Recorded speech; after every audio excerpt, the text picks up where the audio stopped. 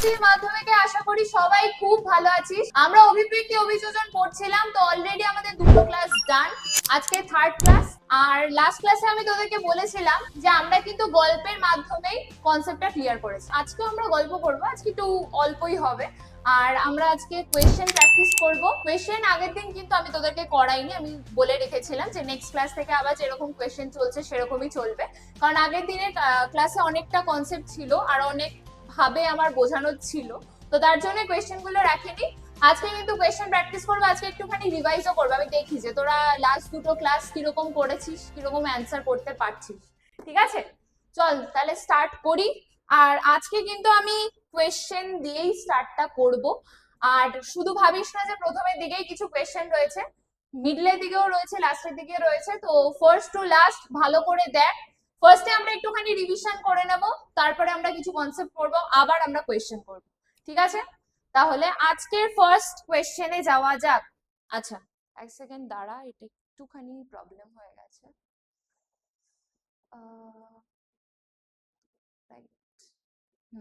এবার ঠিক আছে। আচ্ছা, দেখ আমাদের ফার্স্ট কোয়েশ্চেন কি আছে, বলছে যে প্রাকৃতিক নির্বাচনবাদের প্রবক্তা হলেন কে? ডি ভ্রিস, ল্যামার্ক, ডারউইন না মেন্ডেল? তো আমি কি পড়িয়েছিলাম লাস্ট ডেতে? ল্যামার্কের মতবাদ পড়িয়েছিলাম, ডারউইনেরও মতবাদ পড়িয়েছিলাম।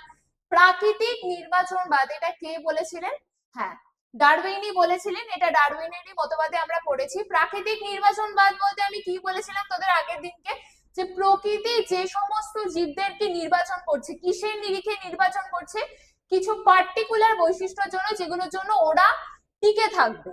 ঠিক আছে, আমরা জানি যে বাসস্থান আর খাবার, এই খাদ্য আর বাসস্থান এটা হচ্ছে আমাদের লিমিটেড। তো তার জন্য টিকে থাকার জন্য সংগ্রাম করতে হবে। কিছু স্পেশাল বৈশিষ্ট্য যাদের মধ্যে থাকবে, ধর দুটো প্রজাতির মধ্যে সংগ্রাম চলছে, যার মধ্যে কিছু স্পেশাল বৈশিষ্ট্য থাকবে যেটা টিকে থাকার জন্য, প্রকৃতিতে বেঁচে থাকার জন্য জরুরি। সেই বৈশিষ্ট্যরা যাদের মধ্যে থাকবে, প্রকৃতি তাকে নির্বাচন করে রাখবে, অন্যজন হারিয়ে যাবে।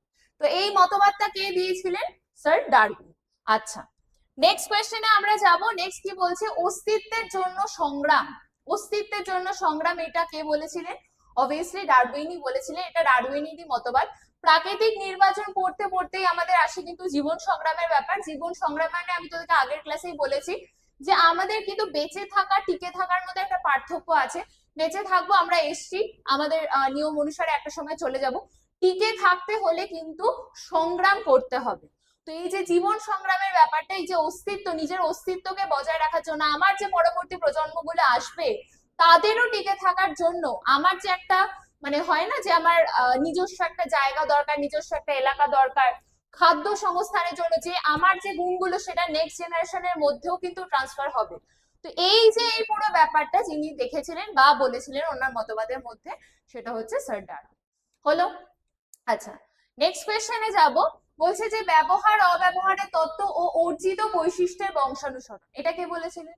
এটা কিন্তু বলেছিলেন স্যার ল্যামার্ক।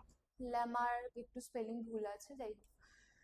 ল্যামার্ক এটা বলেছিলেন যে ও ব্যবহার অব্যবহারের তত্ত্ব। আচ্ছা, ব্যবহার এখানে একটুখানি রিভাইজ করে নি। ব্যবহার অব্যবহারের তত্ত্ব, ব্যবহারের তত্ত্ব বলতে কি বোঝায়? যেগুলো, যে অঙ্গগুলো আমরা ব্যবহার করছি, ঠিক আছে। আর অব্যবহার হচ্ছে যে অঙ্গগুলো ব্যবহার না করতে করতে লুপ্ত প্রায় হয়ে গেছে। যেরকম ধর যদি বলি যে উট পাখির ডানা, তাই তো, উট পাখির ডানা আগের দিনে দেখিয়েছিলাম তোদেরকে। আর ব্যবহার করতে করতে যেটা আমরা ব্যবহার করছি, যেরকম ধর কি বলবো, ধর লিপ্তপদ যদি বলি, ঠিক আছে, লিপ্তপদ কাদের দেখা যায়? যে যেরকম ধর হাঁসের দেখা যায়। তো স্যার ল্যামার্ক এটাই বলেছিলেন যে কোনো পাখির যে প্রজাতির পূর্বপুরুষরা জলাশয়ে গেছিল, মানে ওখানে চলাফেরা করতে করতে, এবার ওখানে তো থাকতে হলে তো এমনি তো থাকতে পারবে না, সুইম করতে হবে বা সুইমিং করতে হবে, সাঁতার কেটে ওখানে থাকতে হবে। তো এই করতে করতে ওদের এই আঙ্গুল জোড়াগুলো জুড়ে জুড়ে লিপ্তপদ গঠন হয়েছিল। অব্যবহার আমরা বলতে পারি উট পাখির ডানা, যেটা পূর্বপুরুষদের উট পাখির ডানা ছিল, তারা উঠতে পারতো। আর তারপরে বংশানুক্রমে এরকম ভাবে ব্যবহার না করতে করতে সেটা অব্যবহারে মানে লুপ্তপ্রায় অঙ্গতে পরিণত হয়েছে। আর ওই অর্জিত বৈশিষ্ট্যের বংশানুসরণ, অর্জিত বৈশিষ্ট্য মানে যে বৈশিষ্ট্যটা অর্জন করা হয়েছে সেটা জেনারেশন মানে জেনারেশন টু জেনারেশন এরকম ভাবে ট্রান্সফার হচ্ছে। যেরকম অর্জিত গুণ যদি আমরা বলি, অর্জিত গুণ কি পড়িয়েছিলাম? জিরাফের, জিরাফের লম্বা গ্রীবা যদি বলি, ঠিক আছে, সেটাই কি বলেছিলাম, জিরাফের লম্বা গ্রীবা। জিরাফের লম্বা গ্রীবাতে কিন্তু তারা প্রথমে কিন্তু ওদের পূর্বপুরুষরা কিন্তু বেটেই ছিল, ঠিক আছে, ওরকম লম্বা গ্রীবা, সামনে দুটো পা লম্বা, এটা ছিল না।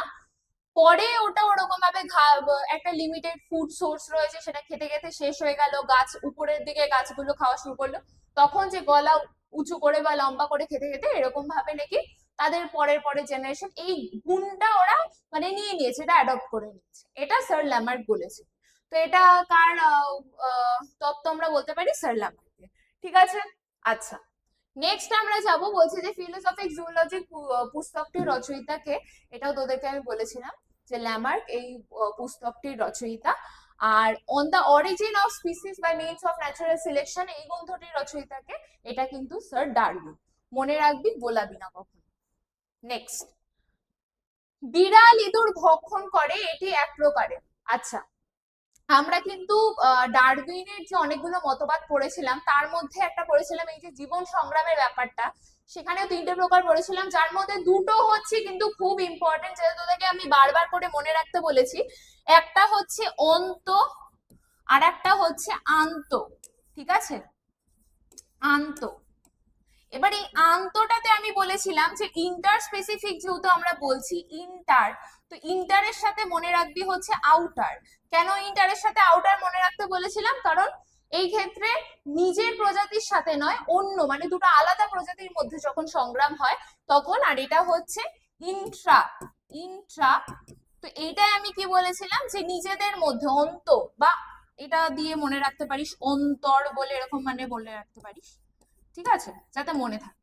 তো এখানে বিড়াল আর ইঁদুর দুটো দেখছি দুজনে নিশ্চয়ই সেম না, তাহলে এটা হলে কি হবে, আন্তঃপ্রজাতি সংগ্রাম হবে, ঠিক আছে।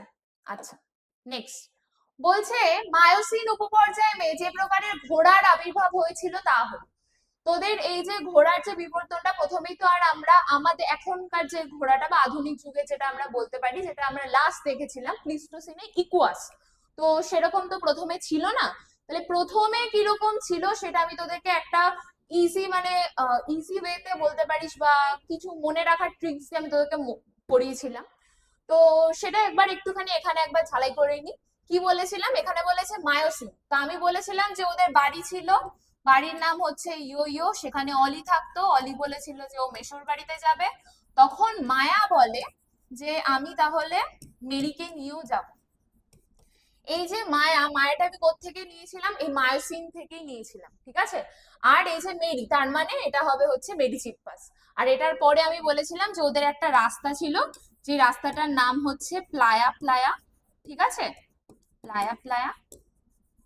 আর এই নিচে একজনের বাড়িতে কে থাকতো, ইকু থাকতো, তো ইকু খুব লেট করতো, তাই জন্য ওরা বলছিল প্লিজ ইকু তাড়াতাড়ি চল, প্লিস্টোসিন যুগে। ক্লিয়ার, মনে পড়ে গেছে আশা করি নিশ্চয়ই। তো মায়োসিন উপপর্যায়ে যে ঘোড়ার আবির্ভাব হয়েছিল সেটা কিন্তু হলো মেরিচিপ্পাস। আচ্ছা, নেক্সট বলছে নিজের কোনটি আন্তঃপ্রজাতি সংগ্রামকে নির্দেশ করে তা শনাক্ত করো। আন্তঃপ্রজাতি সংগ্রাম আবার বললাম আউটার, ইন্টার, আউটার, তার মানে একটা আর অন্য, মানে একই প্রজাতি নয়, দুটো আলাদা প্রজাতি। তো এখানে দেখ বলছে মশার লার্ভা খাওয়ার জন্য গাপ্পি মাছেদের মধ্যে সংগ্রাম, তো এরা সেমই একটা জিনিসের জন্য, যেরকম ওই কুকুরগুলো দিয়ে তোদেরকে দেখিয়েছিলাম মনে আছে নিশ্চয়ই, যে একটা রুটির জন্য সবাই মিলে হামলে পড়েছে, যে ওইটাই ওদের ফুড সোর্স, তো এরা সবাই মিলে এর মতো করছে, তো এটা তো হবে না, দুটো আলাদা হবে, ইঁদুর ধরে খাওয়ার জন্য সাপ আর পেঁচার মধ্যে সংগ্রাম, তো এটাই হবে। বাকিগুলো দেখ হচ্ছে না, একই জায়গায় ঘাস খাওয়ার জন্য একদল হরিণের মধ্যে সংগ্রাম, হরিণ শিকারের জন্য একদল বাঘ, মানে একটি জঙ্গলে বাঘেদের মধ্যে সংগ্রাম, এগুলো ডেফিনেটলি হবে না। তো এইগুলো তাহলে আমাদের বাদ, তাহলে আমাদের কি হবে অ্যাকচুয়াল অ্যান্সারটা, সেটা হচ্ছে খ, যে ইঁদুর ধরে খাওয়ার জন্য সাপ আর পেঁচার মধ্যে সংগ্রাম হলো। নেক্সট আই গেস কোয়েশ্চেন আর নেই মোস্ট প্রবাবলি, এক সেকেন্ড, হ্যাঁ। তো আমরা লাস্ট ক্লাসে যেটা পড়েছিলাম, লাস্ট বা তার আগের ক্লাসেও কিছু কিছু জিনিস আছে যেটা আমরা পড়েছিলাম, সেটাই একটা ছোট্ট রিভিশন করে আমরা ওটা পড়ে নিলাম। এবার আজকের যে টপিকটা আমরা পড়বো, লাস্ট আমি তোদের বলে দিয়েছি যে অভিব্যক্তির জন্য যে যে প্রমাণ আমরা পাই, তো প্রথমটা আমরা পড়ে ফেলেছিলাম যে জীবাশ্ম গঠিত প্রমাণ, যেখানে আমরা হচ্ছে ঘোড়ার ব্যাপারটা দেখেছিলাম। আজকে যেটা দেখবো সেটা হচ্ছে তুলনামূলক সারি সংস্থান প্রমাণ। এই ব্যাপারটা কি বলছে জীবের বিভিন্ন অঙ্গের আকার গঠন উৎপত্তি পর্যালোচনা করলে দেখা যাবে জীবদের মধ্যে সম্পর্ক পরিলক্ষিত হয়।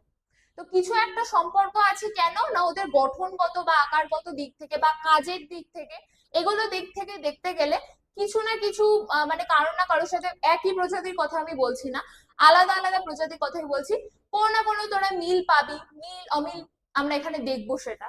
তো সেটা এর মধ্যে বলছে যে জীবদের মধ্যে যে মৌলিক সাদৃশ্য রয়েছে এবং নিম্ন স্তরের জীব থেকে উন্নত জটিল জীবের সৃষ্টির সূত্রটা বোঝা যায়।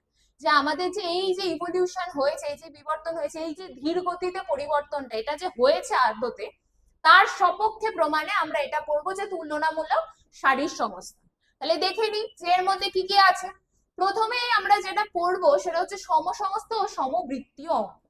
এই সমসংস্থ আর সমবৃত্তীয় এই অঙ্গগুলোর মধ্যে, এটা দুটোর মধ্যে গুলিয়ে যায়। আমি ইজি করে তোদেরকে বোঝানোর চেষ্টা করছি যাতে তোদের মনে থাকে এবং না গোলায়। তো দেখ, সমসমস্ত অঙ্গ বলতে আমরা কি বোঝাচ্ছি? সমসমস্ত অঙ্গ হচ্ছে ভিতর দিক থেকে এক কিন্তু বাইরের থেকে আলাদা। মানে অঙ্গের উৎপত্তি একই, গঠন মানে গঠন কাঠামো একই প্রকার, কিন্তু ভিন্ন কাজের সঙ্গে যুক্ত থাকা এদের বাহ্যিক গঠন আপাতভাবে ভিন্ন দেখা যাচ্ছে। তার মানে কি বললাম? যে গঠনগতভাবে এক, মানে ভিতর থেকে এক, ভিতরে এক, বাইরে আলাদা।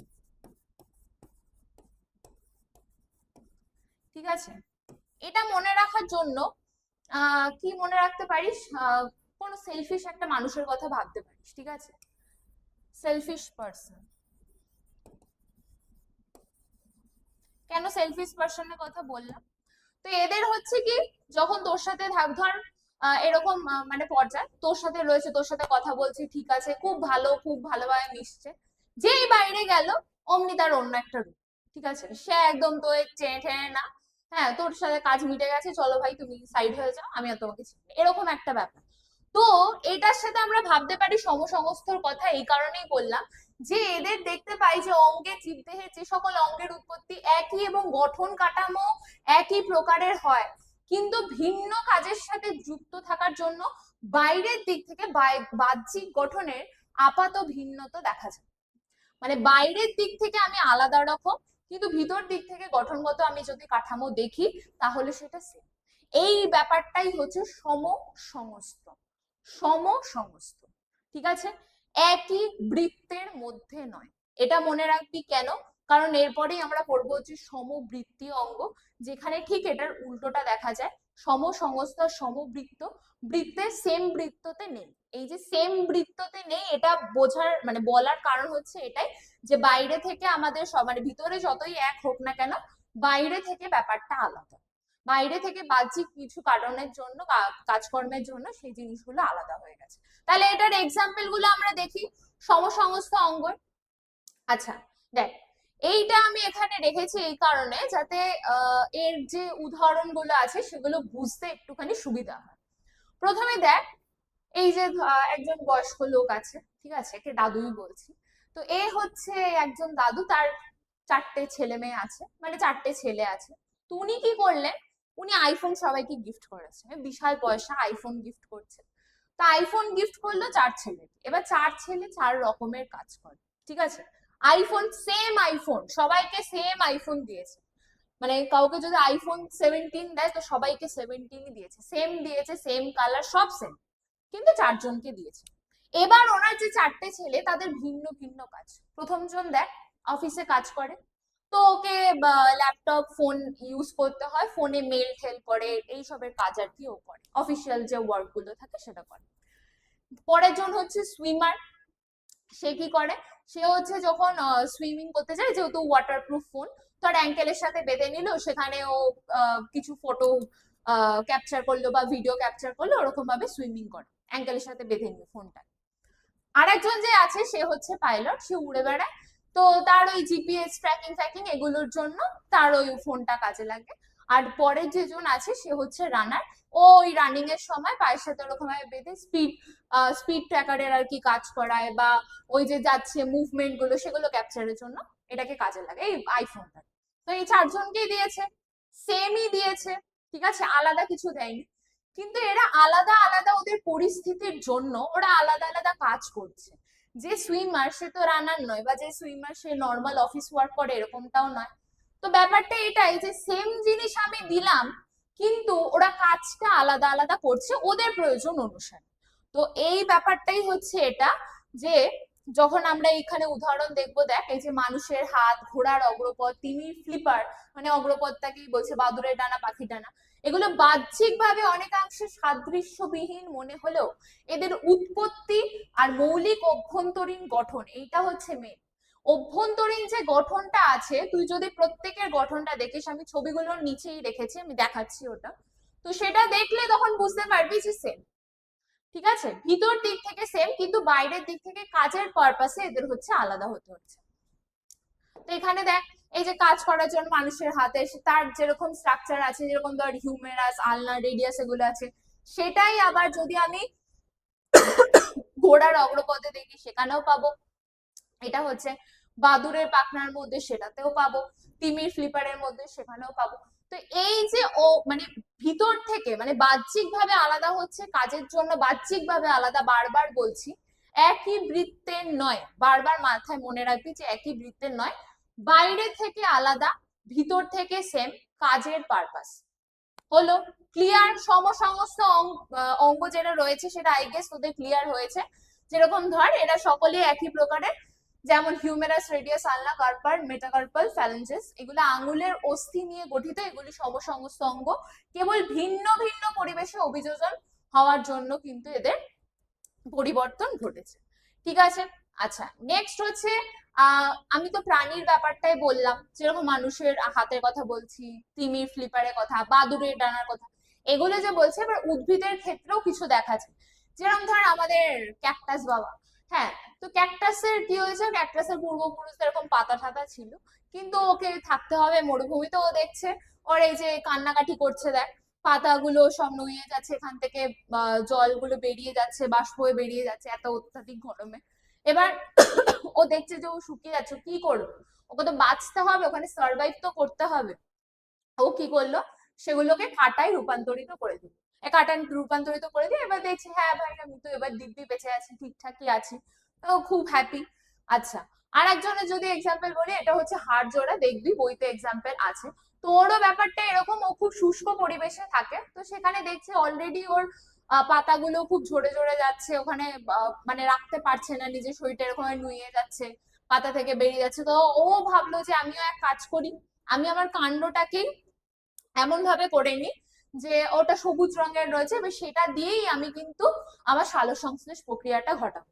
তাহলে প্রত্যেকেই কোনো একটা ভাবে ভিতর থেকে সেম জিনিস, ঠিক আছে, ওই পাতাই রয়েছে, কিন্তু পাতাটা রূপান্তরিত হয়ে যাচ্ছে।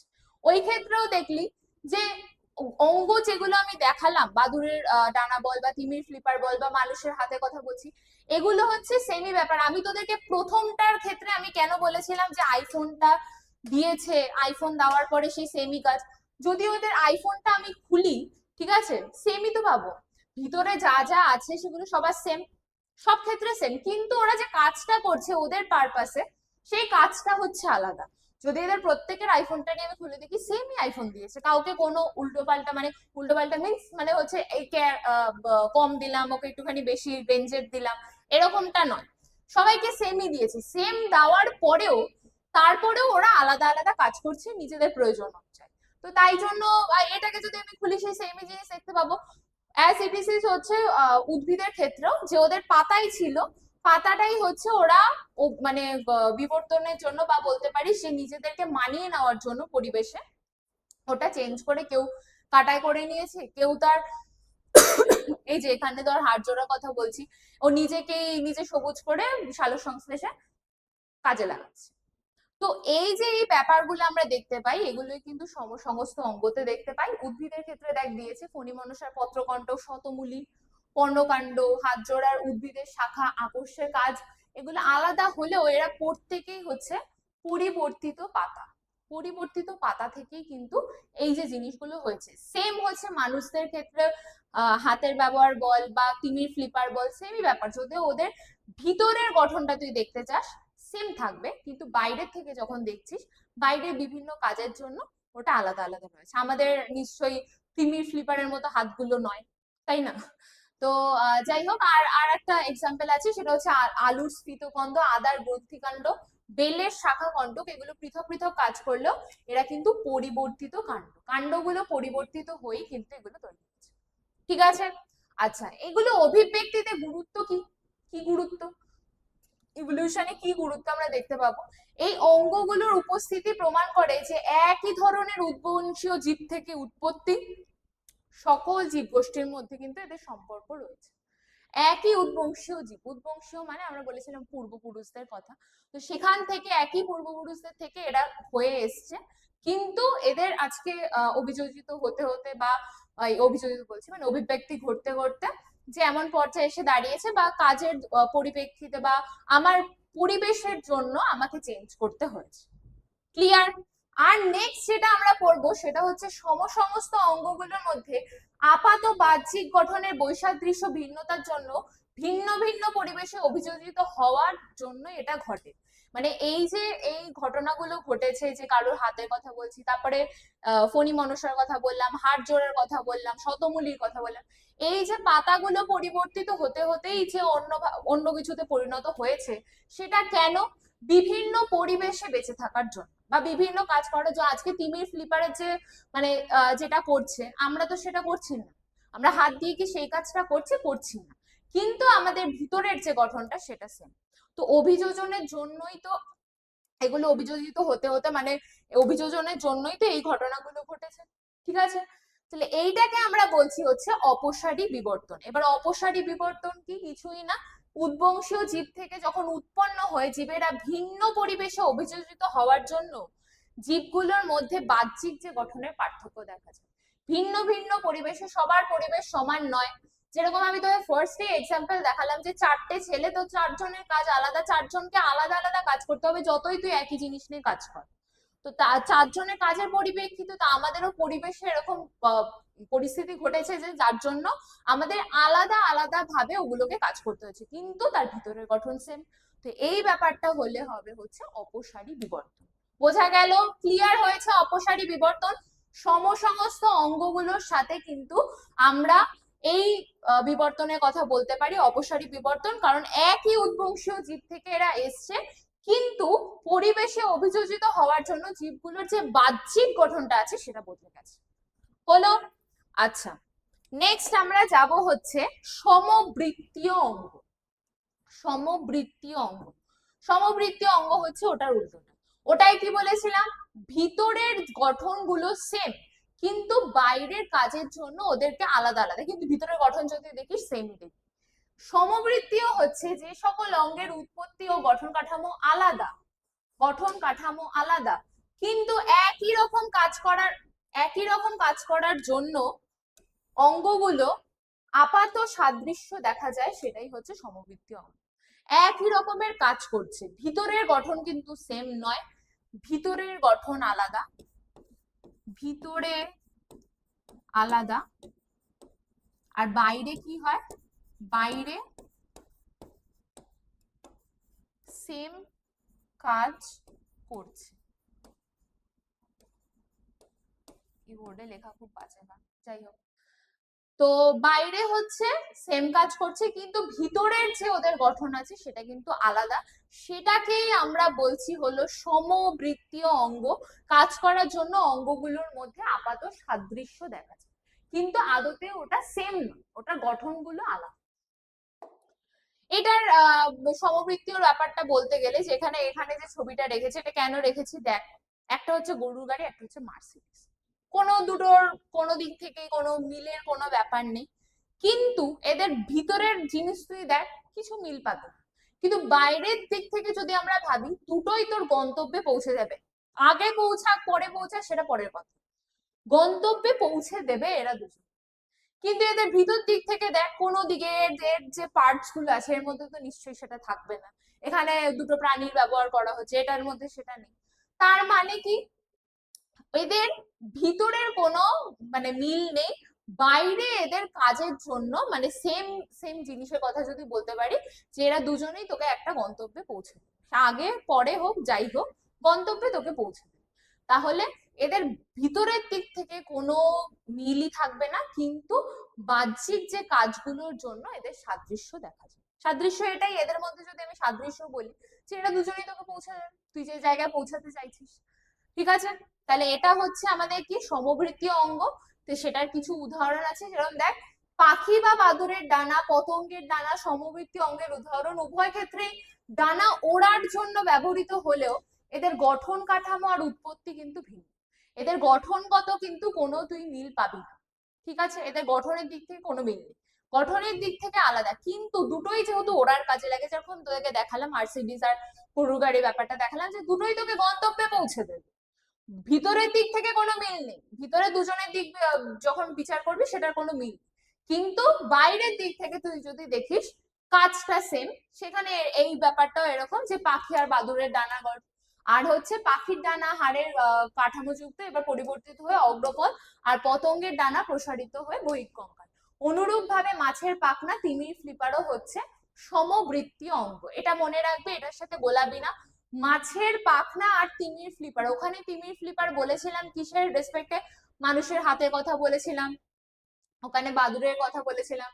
এইখানে কিন্তু মাছের পাখনার সাথে তিমির ফ্লিপার হচ্ছে কি সমবৃত্তীয় অঙ্গ, মানে এদের বাইরের দিক থেকে ভিতরের দিক থেকে কোনো মিল নেই, এদের গঠনগত কোনো মিলই দেখা যায় না, কিন্তু কাজের রেসপেক্টে যদি দেখিস দুটো মানে দুটোর কাজই হচ্ছে। ক্লিয়ার? বোঝা গেছে? সমবৃত্তীয় অঙ্গ ক্লিয়ার হয়েছে? আচ্ছা, সমবৃত্তীয় অঙ্গের কিছু উদ্ভিদেরও আমরা দেখবো, সেম এটার ক্ষেত্রেও সেম, যেরকম আমি ফণী মনসা, হাড় জোড়া, শতমূলী এগুলোর কথা যে বললাম, যে পাতাই কোনোভাবে পরিবর্তিত হয়ে হয় ওর কাণ্ডটাকে নিয়ে কাজে লাগাচ্ছে, কাঁটাতে রূপান্তরিত হয়েছে।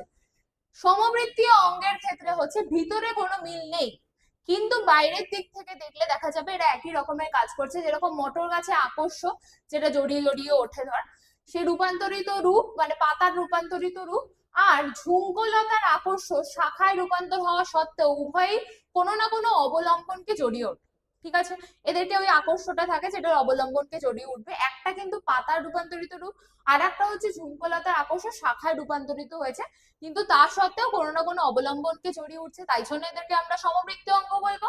আর ফণী মনসা পর্ণকাণ্ড হচ্ছে পরিবর্তিত কাণ্ড, আর আকাশমণির পর্ণবৃন্ত হচ্ছে পরিবর্তিত বৃন্ত।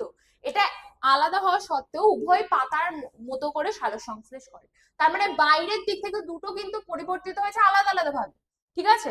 কিন্তু বাইরের দিক থেকে দেখতে গেলে দুজনেই সালোকসংশ্লেষ করে। সেম যেটা বললাম যে গাড়ির উদাহরণটা তোদের দিলাম, যে মার্সিডিজেও চড়ে তুই পৌঁছে যাবি, গরুর গাড়ি চড়েও তুই পৌঁছে যাবি, কিন্তু ভিতরের দিক থেকে দেখলে কোনো কিন্তু মিল নেই এগুলোর মধ্যে। হলো? আচ্ছা, এবার এদের অভিব্যক্তিতে গুরুত্ব কি থাকবে? কিছুই না, এটা হচ্ছে অভিসারী বিবর্তন।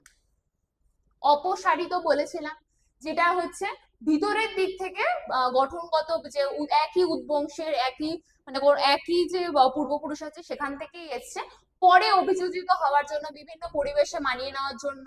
আমরা তো আর জলে থাকি না, ঠিক আছে, তিমির মতো। তো এরকম বিভিন্ন পরিবেশে মানানোর জন্য ওদের বাইরের দিক থেকে আমরা দেখবো যে চেঞ্জমেন্ট হয়েছে, কিন্তু ভিতরের গঠন সেম। এদের ব্যাপারটা হচ্ছে উল্টো, ওটা হচ্ছে অপসারী ছিল। অভিসারীর ব্যাপারটা হচ্ছে ভিতরের দিক থেকে কোনো কিছু সেম ব্যাপার নেই, একই রকম কিছু দেখতে পাবি না, বাইরের দিক থেকে যখন তুই দেখবি তখন ওরা একই কাজে লাগাচ্ছে, যেরকম মাছের পাখনা, তিমির ফ্লিপার বললাম।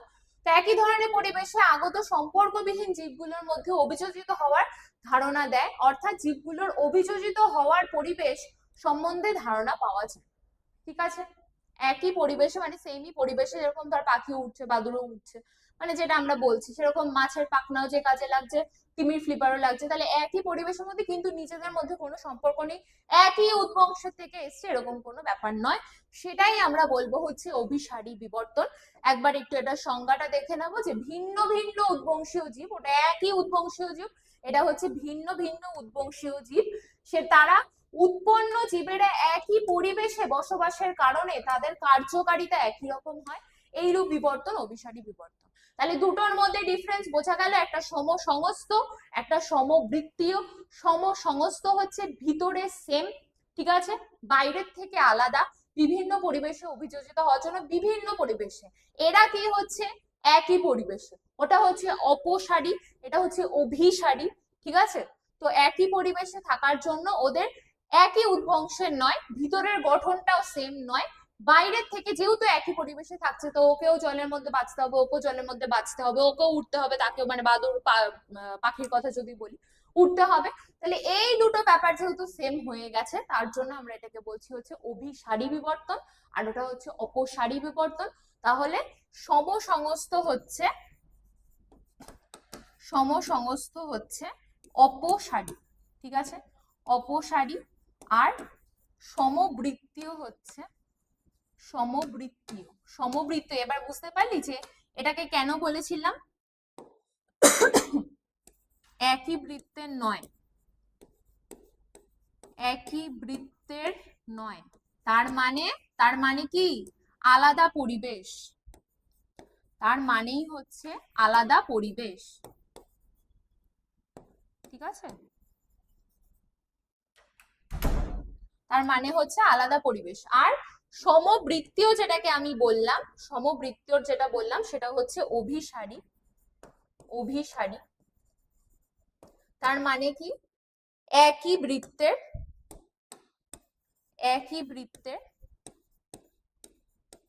তার মানে একই বৃত্তের বলতে কি বোঝালাম, তার মানে এই যে একই পরিবেশে, ঠিক আছে, একই পরিবেশে।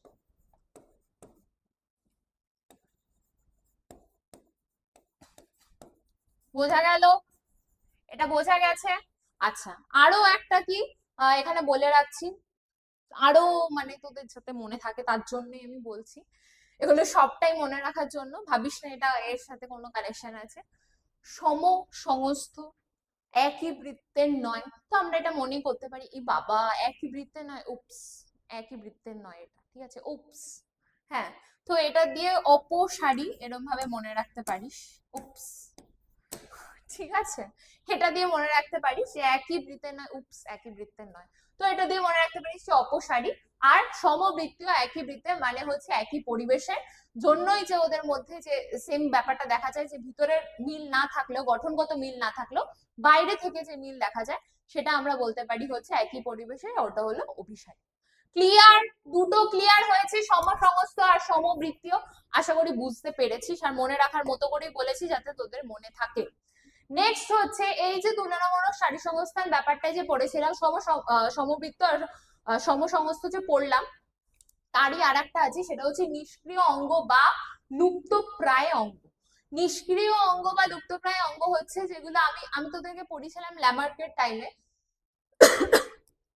অ্যাপেন্ডিক্স এর কথা বলেছিলাম, যে আগে ছিল সিকাম ছিল, তখন আমরা কাঁচা সবজি এই সমস্ত খেতাম আমাদের পূর্বপুরুষরা, তো সেটার জন্য অনেক মানে সেলুলোজ আর কি ছিল, তো তার সেটাকে হজম করার জন্য ওটা দরকার ছিল, তারপরে ওটা দরকার নেই, তো ওটা আলটিমেটলি ভার্মিফর্ম অ্যাপেন্ডিক্সে পরিণত হয়েছে। এখানে দেখ বলছে যে নিষ্ক্রিয় অঙ্গ আমরা কাকে বলবো, যখন জীব দেহে যে অঙ্গ পূর্বপুরুষের দেহতে সক্রিয় থাকলেও বর্তমানে তার কার্যকারিতা হারিয়ে যায় বা ক্ষয়প্রাপ্ত হয়, তো ছোট অঙ্গে ওটা পরিণত হয়েছে, ওটাকে নিষ্ক্রিয় অঙ্গ বা লুপ্তপ্রায় অঙ্গ বলবো। যেরকম মানুষদের ক্ষেত্রে দেখা যায় হচ্ছে ভার্মিফর্ম অ্যাপেন্ডিক্স মানুষের পৌষ্টিকতন্ত্রের সিকামের সাথে যুক্ত, এটা অলরেডি আমি বলে দিয়েছিলাম তোদের। তৃণভোজী প্রাণীদের ক্ষেত্রে যেরকম ধর গরু, ঘোড়া এদের দেহে থাকে, কিন্তু দেহে সেলুলোজ পরিপাকে সক্রিয় ভূমিকা রাখলেও মানুষের ক্ষেত্রে সেটা অপ্রয়োজনীয় হয়ে গেছে। এই জন্যই ল্যামার্কের মতবাদে আমরা পড়েছিলাম যে আগে দরকার ছিল, তো তখন তো আমরা এরকম ভাবে খাবারগুলো প্রিপেয়ার করে খেতাম না, অবশ্যই এইভাবে খেতাম না, তো তখন আমরা এরকম কাঁচা সবজি এগুলো খাচ্ছি, তো সেলুলোজ জাতীয় সেটার পরিপাকের ভূমিকা নিত, কিন্তু এখন সেটা দরকার নেই, তাই জন্য ওটা কি হয়েছে ভার্মিফর্ম অ্যাপেন্ডিক্সে এই যে সিকামের সাথে যুক্ত অঙ্গ যেটা পৌষ্টিকতন্ত্রে থাকে, এই যে এরকম একটা আঙ্গুলের মতো অঙ্গ এরকম হয়েছে। এটা হচ্ছে মানুষের নিষ্ক্রিয় অঙ্গের উদাহরণ। আরো পাবো একটা হচ্ছে কানের পেশি, যেটা হচ্ছে পিনাল সঞ্চালন পেশি আমরা বলে থাকি, কানের লতি বা কর্ণছত্র নাড়াচাড়া করা পেশি যা মানুষ ব্যবহার করতে পারে না। এই যে ধর এরকম করে আমি চেষ্টা করছি কিন্তু কান কি নড়ছে, কান নড়ছে না, হাত দিয়ে করে এরকম নড়াতে হচ্ছে, মেবি ডগি আর ক্যাটের এটা হয়, ঠিক আছে, এরকম কানগুলো এরকম নড়ে, কেউ কিছু বললে এরকম কানটা এরকম এ করে শোনে, হ্যাঁ, কিন্তু আমরা এটা পারি না, তো এইটাই আমরা বলছি যে পিনাল সঞ্চালন পেশি সেটা হচ্ছে আমাদের ক্ষেত্রে নিষ্ক্রিয়। আর হচ্ছে নিকটেটিং মেমব্রেন, যেটা হচ্ছে এই যে দেখ সবাই চোখটা এরকম সাইডে করলে দেখতে পারি এই যে একটা মাংসল জাতীয় এই যে এখানটা থাকে, এটা আলটিমেটলি কোনো কাজে লাগে না। তো মানুষের চোখের কোনো অবস্থিত তৃতীয় পাতা বা আমরা পর্দা বলে থাকি, এটাই হচ্ছে নিকটেটিং মেমব্রেন। এটাও কিন্তু নিষ্ক্রিয় অঙ্গ, যেটা আমাদের কোনো কাজে লাগছে না। কক্সিস, কক্সিসের কথা অলরেডি বলেছিলাম, যেটা ল্যামার বলেছিলেন যে আগে লেজ ছিল, পরে পরে লেজ বিহীন, মানে মানুষের লেজ বিহীন, কিন্তু তার ওই স্পাইনাল কর্ডের শেষে বা শিরদাঁড়ার শেষে আমরা কক্সিক্স পেয়ে থাকি। কিছু কিছু সময় এরকম শিশু জন্মেছে লেজযুক্ত, তো এটা বিবর্তনের ক্ষেত্রে উনি মতবাদটা দিয়েছিলেন। মেরুদণ্ডের শেষের দিকে অবস্থিত সংযুক্ত লেজের কশেরুকা, যেটা আমাদের এখন আর দেখা যায় না। এই যে এখানে এই যে এই পোর্শনটা, এটা হচ্ছে কক্সিস। আর অন্যান্য উদাহরণের ক্ষেত্রে দেহের লোম, তৃতীয় পেশক দন্ত মানে আক্কেল দাঁত, যেটার কোনো আদতেই কোনো কার্যকারিতা নেই, ঠিক আছে। আর হচ্ছে পুরুষের স্তনবিন্দ, পেটের খণ্ডিত পেশি, এগুলো। আচ্ছা, অন্যান্য প্রাণীর ক্ষেত্রে কি কি নিষ্ক্রিয় অঙ্গ আমরা দেখতে পাই, সেটা হলো তিমি আর পাইথন সাপের ক্ষেত্রে হচ্ছে আমাদের কঙ্কালে থাকা লুপ্তপ্রায় পশ্চাৎপদ শ্রোণীযুক্ত হয়। উট পাখি, এমু, এগুলোর হচ্ছে যে ডানা আছে, সেগুলো জানিস যে সেটা ওড়ার কাজে, আর মানে ওরা উঠতে পারে না ডানা থাকলেও। আর উদ্ভিদ দেহ হচ্ছে ভূমি নিম্নস্থ হচ্ছে কাণ্ডের স্বল্পপত্র, আর হচ্ছে কালকাসুন্দা আম, কলাবতী ফুলের বন্ধা পুংকেশা। ঠিক আছে, বন্ধা পুংকেশা মানে এটা হচ্ছে কোনো কাজে লাগে না, তার জন্য এটা বলছে যে বন্ধা পুংকেশর। আচ্ছা, এইটা হয়ে গেল হলো আমাদের সমবৃত্তীয় সমসমস্ত অঙ্গ এবং নিষ্ক্রিয় অঙ্গগুলোর মধ্যে যে যেগুলো যা যা ছিল সেটা বললাম। তুলনামূলক শারীরবৃত্তীয় যেটা আমরা পড়ছিলাম শারীর সংস্থানের ক্ষেত্রে, সেটা পড়ে নিলাম। লাস্টে দুটো জিনিস এখানে পড়বো, সেটা হচ্ছে মিসিং লিঙ্ক আর হচ্ছে কানেক্টিং লিঙ্ক। মিসিং লিঙ্ক হচ্ছে প্রমাণের অভাবে যখন দুটো গোষ্ঠীর মধ্যবর্তী ফাঁক তৈরি হয়, তা পূরণ করার জন্য পৃথিবী থেকে হারিয়ে যাওয়া নির্দিষ্ট জীবের জীবাশ্ম দিয়ে হয়। আবিষ্কার করতে গিয়ে দেখা গেছে বিবর্তনের ধারাবাহিকতা, মানে মিসিং লিঙ্ক, এখানে কোনো লিঙ্ক তোর পাওয়া যাচ্ছে না। সেটা হচ্ছে যেরকম ধর আর্কিওপটেরিসের কথা আমরা যদি বলে থাকি, সেটা জীবাশ্ম দিয়ে প্রমাণ করা যায় সরীসৃপ থেকে হচ্ছে পক্ষী শ্রেণীর সৃষ্টি। এটা হচ্ছে মিসিং লিঙ্ক।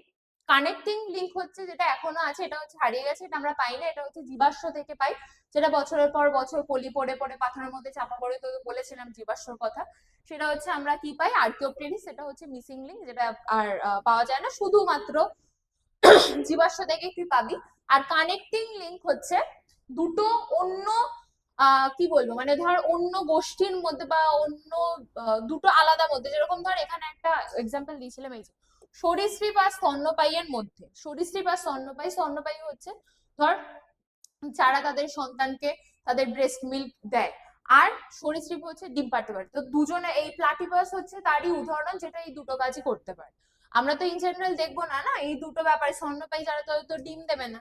তো এই এই যে প্লাটিপাস, এটা দুটোই করতে পারে। এটা হচ্ছে কানেক্টিং লিঙ্ক, দুটো গোষ্ঠীর মধ্যেই মিল পাওয়া যায়, মানে সরীসৃপেরও কিছু পাওয়া যাচ্ছে বৈশিষ্ট্য, স্তন্যপায়ীরও কিছু পাওয়া যাচ্ছে, এটা হচ্ছে কানেক্টিং লিঙ্ক।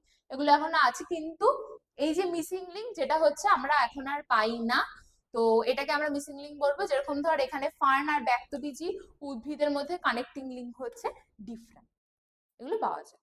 তো এটা হচ্ছে কানেক্টিং লিঙ্ক, এটা হচ্ছে মিসিং লিঙ্ক।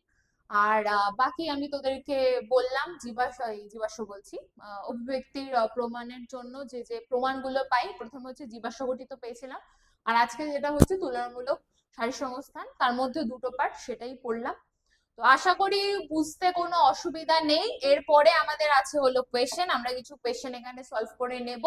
যা পড়লাম সেটার উপরে বেস করে, আমি বললামই যে আজকে অল্পই পড়ছি, তো কিছু কোয়েশ্চেন করানো আছে, কিছু কোয়েশ্চেন আমরা সলভ করে নিই, আর নেক্সট ক্লাসে আমাদের বাকি যেটা আছে সেটা কন্টিনিউ হবে।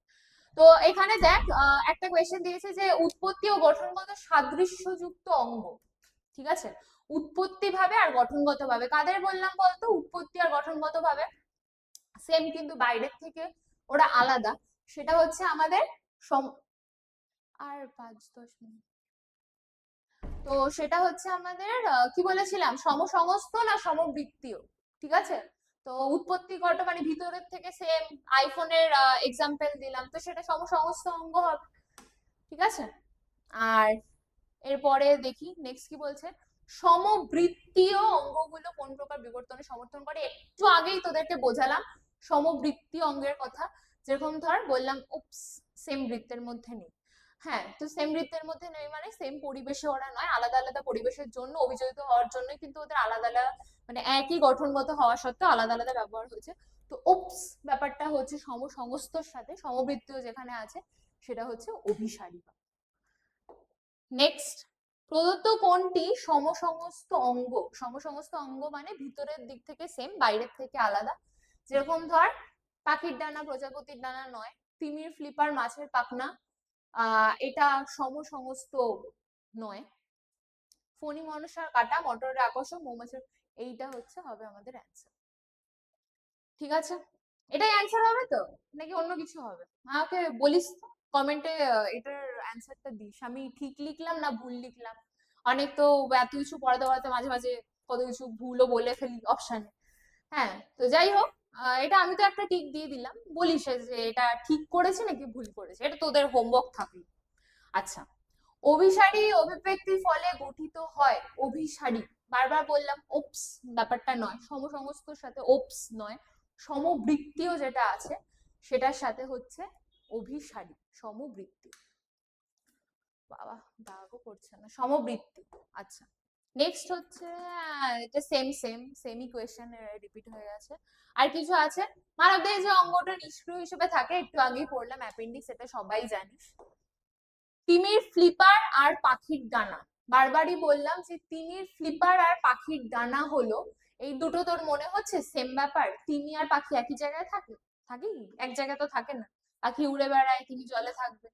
তো পরিবেশের ব্যাপারে তো সেম নয়, সেম বৃত্তের নয়, সেম পরিবেশের নয়, তার মানে কি হবে? সমসমস্ত হবে। ঠিক আছে, আচ্ছা আর কিছু নেই। এটাই ছিল হচ্ছে আজকের ক্লাস, আজকে থার্ড ক্লাস। অল্প পড়লাম, কনসেপ্ট অল্প পড়লাম, আশা করি যেটা বোঝাতে চেয়েছি বোঝাতে পেরেছি তোদেরকে ইজি ভাবে। আর এরকম ভাবে এই চ্যাপ্টারটা আমরা পড়ে শেষ করব, কোয়েশ্চেনও প্র্যাকটিস করব।